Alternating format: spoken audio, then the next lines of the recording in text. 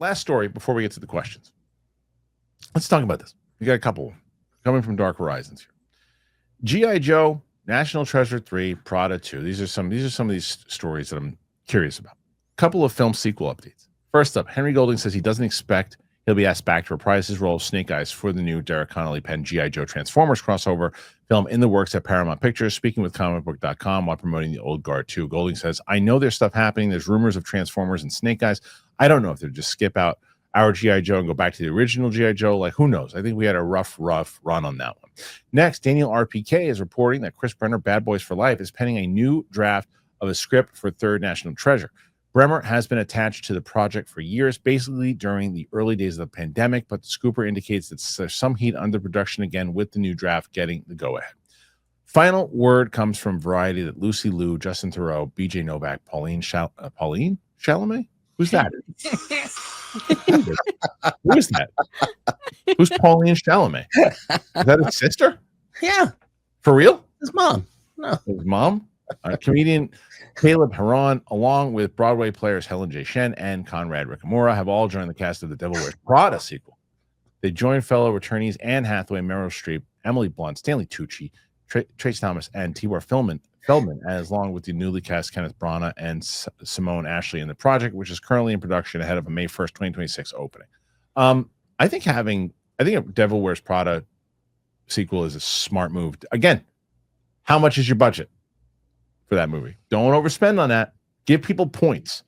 Don't overspend. You want Meryl Streep and Anne Hathaway to come back there. Anne Hathaway's a bigger star now than she was back then. I get it.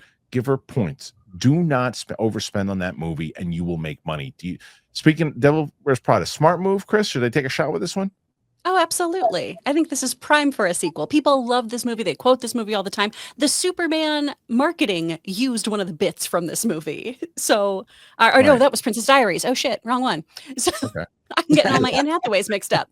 But I do think it's smart to do this. I think it's a really good move. One of the things I'm concerned with is how do you make this interesting enough for Tucci to want to like not be in Italy or not be eating around the world? That's who I feel is the holdout for this kind of movie. How much money do you have to throw at him? I'm very curious to see how they're going to do this. I really, I think they could probably get him to do it if they like. Depending on scheduling, like, hey, listen, you come in for a couple of weeks, do whatever you need to do, but it's possible. But Brett, I was just looking up Pauline Chalamet. I'm just trying to figure out. My favorite comment. That's his sister. This is my favorite comment of the day. Pauline Chalamet is Timothy Chalamet's Tootsie alias.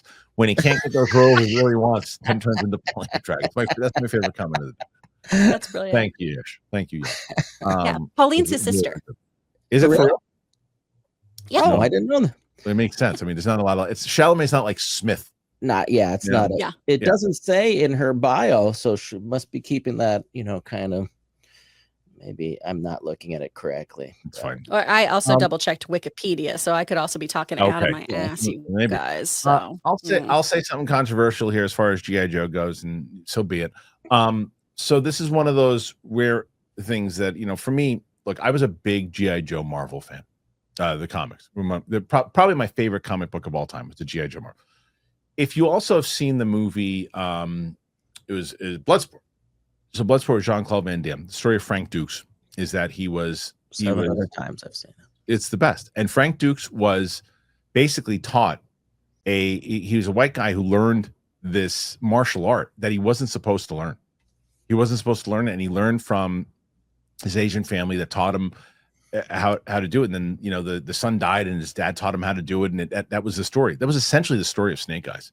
Snake Eyes was a Vietnam War vet who had his face blown off and learned the Asian culture. He learned this stuff. So when they cast Henry Golding, I didn't think it worked. I like Henry Golding, by the way. I think he's a great actor. I didn't even see the movie, but it doesn't work for the character. Where like there's sometimes like it doesn't matter. Like the Little Mermaid, it's a mermaid. Mermaid can be anybody. But that was, to me, didn't make sense because of the essence of what he was doing. He was in this war, face gets blown off. He has to learn. Storm Shadow is like it's like the back and forth of that relationship. And I wonder if they're going to go more towards that in this version. I don't think that they will, because I don't think they understand it over there. I think that Lorenzo de Bonaventura is a very nice person. I've actually met him 2 or 3 times, and he's a very nice person. But he doesn't get G.I. Joe. He doesn't get Transformers. He doesn't, I mean, they brought back Michael Bay because they're desperate at this point, and they just want to try to make money on this thing because they can't make money on the franchise they were making. He's going to just make the pure stupid spectacle that he did before, and it's going to be a fart piece that John Roque is going to go, hey!